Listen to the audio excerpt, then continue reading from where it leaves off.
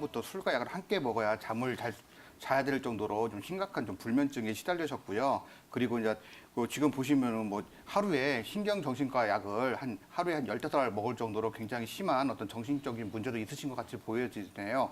근데 이런 것들이 이제 한꺼번에 나타나기 때문에 이제 불면증이 좀 심한 상태이신데 뭐 그러다가 지금 한 7개월 전부터는 술과 약을 아예 끊었고 그러다 보니까 하루에 1시간 정도밖에 잠을 잘 수 없는 그런 상태가 돼버렸는데요. 이거는 지금 굉장히 심한 불면증 상태라고 보시면 될 것 같아요.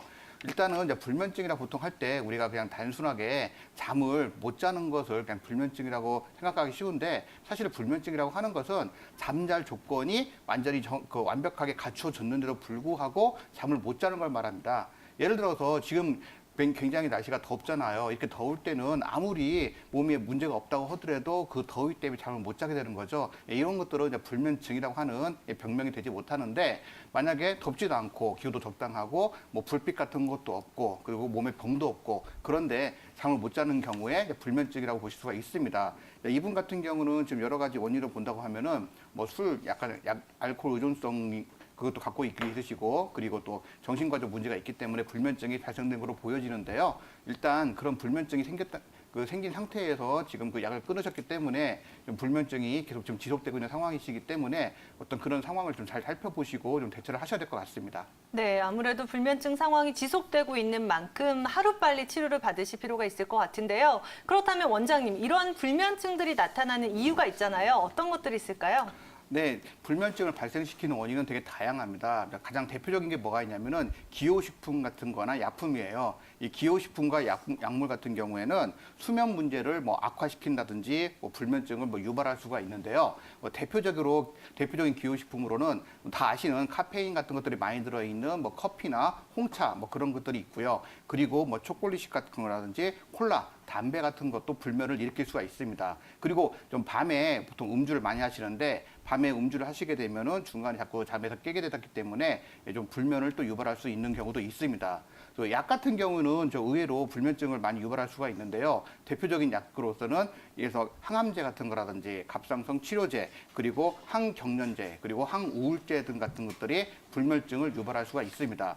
그리고 또 특이하게 혹시 이제 수면제 같은 거 처방을 받으신 다음에 그 수면제 그 약 이름을 인터넷에 한번 검색해 보시면은 인터넷에 뭐 복용법이라든지 아니면 거기에 대한 부작용 같은 것들이 굉장히 잘 나오는데 수면제의 부작용 중에 하나가 불면이에요. 그러니까 잠을 못 자서 수면제를 먹는데 그걸 너무나 한 30일 이상 장기간 복용하게 되면은 불면에 빠질 수도 있습니다. 그래서 이런 약물들 같은 것들이 문제를 일으킬 수가 있고요.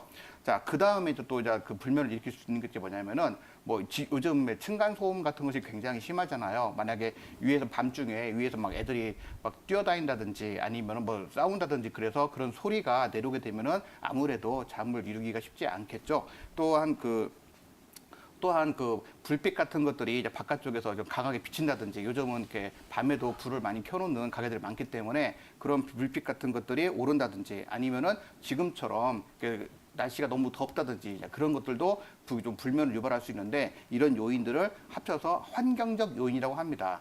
그리고 또 생활 주기가 바뀌어서 생기는 불면이 있는데요. 예를 들어서 하루 3교대 근무를 하신다는 것 같은 경우에는 자꾸 주무시는 시간들이 바뀌다 보니까 원래 자던 곳에서 계속 자야 되는데 자던 시간에 계속 자야 되는데 자꾸 바뀌다 보면은 그 타이밍을 잃어버리고 리듬을 잃어버리기 때문에 잠을 못 자게 되는 경우가 있습니다. 이런 것들을 생활 습관 요인이라고 하죠.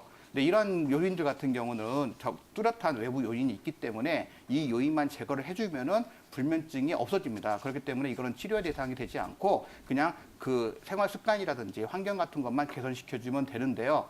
자, 중요한 거는 뭐냐면은 치료가 필요한 불면증들이 있습니다. 가장 대표적인 게 뭐냐면은 몸에 어떤 병을 갖고 있어서 생기는 불면증이에요. 이런 것들을 신체적 요인이라고 하는데 예를 들어서 갱년기 장애를 갖고 있다든지 아니면 관절염이 있다든지 아니면 근육통이 있다든지 두통이 있다든지 만약에 이런 통증들이 있어서 밤에 욱신욱신 쑤시고 아프다고 하면은 잠을 이룰 수가 없겠죠. 또 뭐 생리통이라든지 아니면은 뭐 얼굴이 화끈거린다든지 여러 가지 증상들이 있으면은 그런 증상들을 일단 치료해야 이 불면증이 없어지게 됩니다. 그래서 원병을 치료해야 되고요.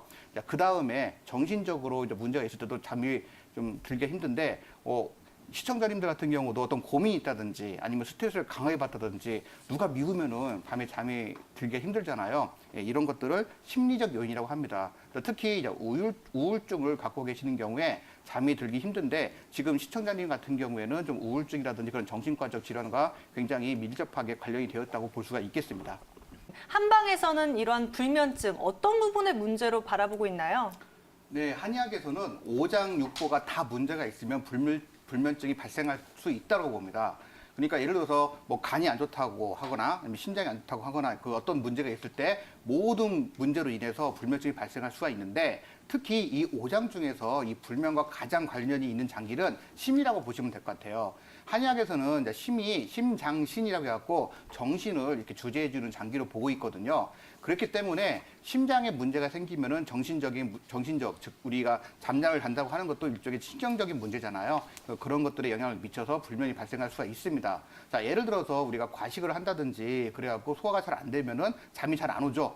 오히려 속이 비어들어 너무 배고 고파도 잠이 안 오듯이요. 그러니까 그런 것들은 이제 위의 문제들이 심장에 영향을 미쳐서 문제를 발생시키는 거고요. 자, 그리고 만약에 그 나이가 많이 드신 경우에는 이제 신장이 많이 허해지게 되는데 신장이 허해진 경우에는 심장과 신이 이렇게 서로 위에 아래 있으면서 교류를 해야 되는데 그런 교류들이 안 돼서 또 역시 마찬가지로 불면을 유발할 수가 있습니다. 그거를 심신불교라고 하거든요. 그래서 여러 가지 원인에 의해서 발생할 수 있기 때문에 어떤 게 원인이 있는가를 정확한 진단을 통해서 찾아서 그거를 치료해 주는 것이 가장 중요합니다. 지금 그 시청자님 같은 경우에는 아까 말씀드렸다시피 뭐 신경안전제를 하루에 15알씩 먹었다든지 아니면은 술을 먹는다든지 하는 거 보면은 아무래도 심장신에 문제가 굉장히 많이 생겼다라고 볼 수가 있을 것 같아요. 그래서 진찰을 하셔갖고 그 심리적 문제를 뿐만 아니라 그 심리적 문제를 일으키는 어떤 다른 원인들이 어떤 것이 있는가를 확인하셔갖고 같이 치료를 해주시는 것이 좋으실 것 같습니다. 네, 이렇게 이야기를 들어보니까 한의학에서 봐서도 이렇게 원인 파악이 무엇보다 중요할 것 같은데요. 맞아요. 근데 불면증이 현대에만 발생한 게 아니잖아요. 네. 우리 선조들도 불면증 때문에 많이들 고생하셨을 것 같은데 예전에는 어떻게 대처를 했었나요? 네, 그 동의보감을 보면은 아주 잠을 잘 자게 하는 법이 있습니다. 혹시 저기 그 MC님들 같은 경우는 네. 주무실 때 어떤 자세로 주무시죠? 저는 옆쪽으로. 옆으로 누워서 웅크려서 자요. 아, 예. 네. 왕희 씨는? 저도 옆으로 누워서 이렇게 웅크리고 자는 게 편하긴 하더라고요. 아, 예. 그렇게 주무시면은 어머님들이 뭐라고들 하시죠. 편하더라고요. 퇴근한다고. 예. 근데 그렇게 자는 게 가장 좋은 자세세요. 원래 그 반듯이 자는 게 그 양반 자세라고 해갖고 그렇게 자는 것이 좋다고 하고 TV 사극 같은 걸 보더라도 전부 다 이렇게 반듯이 누워서 자잖아요. 그런데 그렇게 자면은 반듯하게 누우면은 동의보감에서는 귀신을 부른다라고 되어 있습니다. 그러니까 자꾸 가위에 눌린다든지 아니면 좀 악몽을 꾸게 된다든지 그런 경우가 많거든요. 그래서 가장 좋은 자세는 뭐냐면은 방금 말씀하셨던 것처럼 옆으로 누워서 그다음에 옆으로 누워서 그 무릎을 살짝 구부려 갖고 약간 그 새우잠 자는 것처럼 그렇게 만들어서 자는 게 가장 좋은 자세입니다. 이 자세는 생각해 보시면은 엄마 자궁 속에 있을 때의 자세거든요. 그러니까 가장 편안한 느낌을 느낄 수 있는 자세인 거죠. 또 그리고 이제 입 벌리고 자는 경우가 많잖아요. 입 벌리고 가면은 이제 어머님들이 입 다물고 자라고 말씀하시죠. 뭐 입으로 팔이 들어간다든지 아니면은 침 흘리니까 보기 싫다든지 이렇게 하시는데 입을 벌리고 잘 때는 그 입수로 그 사기가 들어가고 병이 생긴다고 봤습니다. 옛날에는 그 잠자는 사이에요. 그래서 원래 잘 때는 면역력이 떨어지기 때문에 좀 몸 같은 걸 오히려 잘 때 좀 어떤 기온이라든지 자세 같은 걸 잘 해야 되는데 입을 벌리고 나면은 거기에 빈틈이 생겨서 그쪽으로 침입한다고 본 것이죠. 또 그리고 그 겁이 많은 친구들 같은 경우는 아이들 같은 경우는 이제 불을 켜놓고 자기도 하는데 이것도 좀 좋은 건 아닙니다. 불을 이렇게 켜놓고 자게 되면은 우리 아까 자게 되면은 마음이 안정이 돼야 되는데 마음이 안정되지 않기 때문에 좀 깊은 잠을 못 자게 되는 경우가 많습니다. 그래서 이런 것들을 잘 확인하셔서 잘 좀 활용하셔서 잠을 자게 되면은 시청자님들이 잠을 잘 때 도움을 좀 많이 받으실 수 있을 것 같습니다. 우리가 녹용에 대해서 잘 알면서도 잘 모르는 잘못된 상식들이 굉장히 많잖아요. 네, 이거에 그렇습니다. 대해서 이야기를 해볼까요? 네네. 보통 이제 녹용을 이렇게 쓰신다고 하실 때 잘못 알고 있는 몇 가지 상식이 있는데요. 그중 대표적인 게 뭐냐면은 애들 보약 먹으러 많이 한우는 데리고 오시잖아요. 그러면은 꼭 하시는 말씀이 어렸을 때 녹용만 먹으면 머리 나빠진대라고 이렇게 말씀 많이 하세요. 그런데 그거는 전혀 근거 없는 사실이고요. 상식적으로 생각해 보시면은 우리나라 애기들 중에서 녹용을 가장 많이 먹는 애기들이 아빠가 직업이 뭐일 것 같으세요? 바로 한의사겠죠. 예, 그래서 저도 우리 애기들이 한 1년에 한 6개월 이상은 녹용약을 먹고 있거든요. 예, 그러니까 그건 걱정 안 하셔도 되고요. 그거는 옛날에 녹용값이 너무 비싸기 때문에 너무 많이 못 먹는 거에 대해서 조금 이제 좀 경계를 하기 위해서 했던 거고요.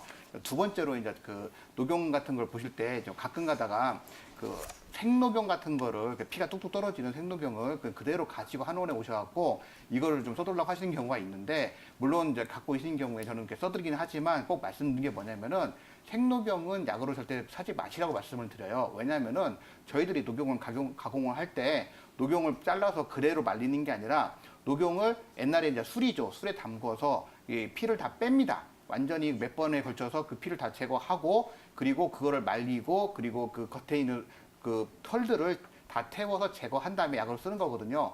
그렇기 때문에 피를 같이 먹으면 좋다라고 하는 그런 약간 그 민간 속설이 있기 때문에 그 생녹용 같은 걸 더 좋게 생각하시는데, 오히려 그런 피가 살아있는 녹용을 드시면은 기생충 간염 같은 것이 생길 수가 있기 때문에 반드시 그런 것들은 쓰시면 안 되고요. 예, 다 그렇게 방금 말씀드린 것처럼 피를 빼고 그게 가공을 한 녹용을 쓰셔야 됩니다. 자, 그리고 이제 마지막으로 하나 더 말씀드릴 게 뭐냐면은, 보통 이제 저는 이제 녹용을 되게 많이 써요, 한의원에서. 근데 그 이유가 뭐냐면은 약의 효과를 강화시키기 위해서 많이 씁니다. 그런데 녹용이라고 생각하실 때는 단순히 그 보약으로만 생각하시는 경우가 많은데, 우리가 치료를 할 때 예를 들어서 뭔가 부족한 부분이 있어 생긴 병이라고 하면은 그 부족한 부분을 채워주는 것이 치료겠죠.